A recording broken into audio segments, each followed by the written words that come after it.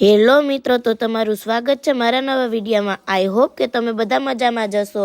હવે આપણે જઈએ કોલેજે જવા માટે। આપણી કોલેજે અને જૂનાગઢ જિલ્લામાં ફર્સ્ટ ટાઈમ આવી રહ્યા છે શ્રી ડાયમંડ કિંગ ગોવિંદભાઈ ધોળકિયા। તો આ તમે જોઈ રહ્યા છો શ્રી ડાયમંડ કિંગ ગોવિંદભાઈ ધોળકિયા કેશોદ એરપોર્ટથી જૂનાગઢ નોબલ યુનિવર્સિટીમાં પધારી રહ્યા છે અને તેમનું સ્વાગત આપણે સારી રીતે કર્યું છે, જે તમે જોઈ શકો છો। ગોવિંદભાઈને આટલા વિદ્યાર્થી મિત્રોને જોઈ અને આનંદ થયો એટલે તેમને બધાને હાય કરતા હતા।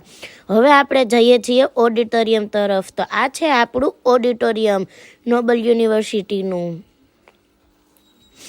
ઓડિટોરિયમમાં જઈ અને આપણને ખબર પડી કે હજી સુધી તો કોઈ આવ્યા નથી, એટલે હવે આપણે આપણી સીટ ગોતી અને આપણી સીટે શાંતિથી બેસી ગયા છીએ। આપણી સીટે બેસીને ગોવિંદ કાકાની રાહ જોઈ રહ્યા હતા। ત્યાં તો ગોવિંદ કાકા પણ ઓડિટોરિયમમાં પધારી ચૂક્યા હતા।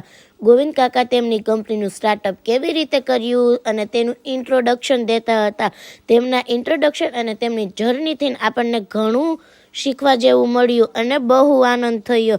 તો હવે આપણે ગોવિંદ કાકાને એનાથી રિલેટેડ એક ક્વેશ્ચન પૂછવાનો છે, તો હાલો હવે આપણે કરીએ। નમસ્તે ગોવિંદ કાકા, મારું નામ જાસ્મીન નંદાણીયા, હું બીકોમમાં અભ્યાસ કરું છું। તમે હમણાં જ કીધું કે તમે તમારી સફળતા પાછળ ઈશ્વરને કારણ માનો છો, તો કોઈ પણ ફિલ્ડમાં આગળ વધવા માટે શું જરૂરી છે, મહેનત કે નસીબ? બેન, હમણાં આપણે વાત થઈ ગઈ, આપણા હાથમાં મહેનત છે, નસીબ તો આપણા હાથમાં છે જ નહીં। હવે નથી તો મહેનતથી નસીબ ઊભું થાય, એ મેં સમજાયું કે પ્રારબ્ધ ક્યાંથી થાય? પુરુષાર્થનું ફળ એટલે પ્રારબ્ધ। તો ગીતામાં ભગવાને કીધું છે કર્મ। તો હવે આપણે ગોવિંદ કાકા સાથે વાર્તાલાપ કરીને પડાવ્યો તેમની સાથે એક ફોટો।